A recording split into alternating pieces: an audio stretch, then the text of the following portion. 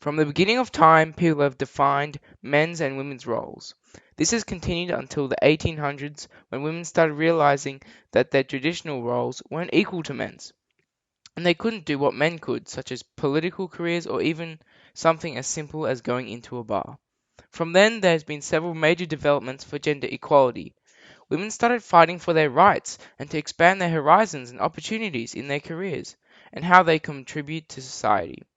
Some major developments in women's rights over the years include the passing of an act to allow women to both vote and stand in the 1903 federal election.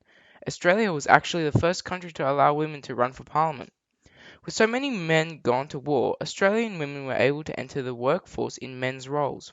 The Australian Women's Land Army was founded to recruit women to work on farms where there were no men left. Thousands of Australian nurses were also served overseas. The Second World War opened up a huge range of jobs which were often better than their jobs and the women didn't want to leave. And with Australia's first female Prime Minister in 2010 being Julia Gillard, this was a first for Australia and it showed that not only men can be Prime Ministers.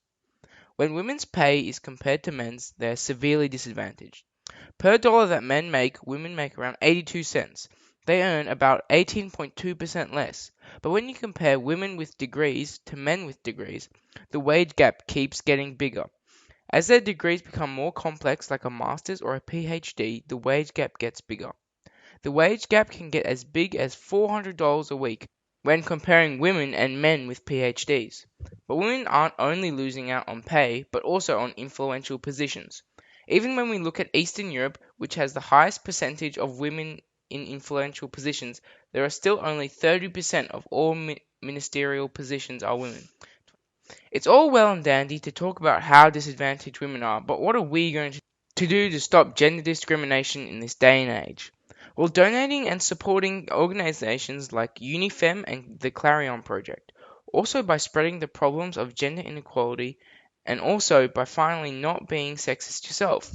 It's easier said than done. Gender inequality should be a thing of the past. Let's set things straight, Australia.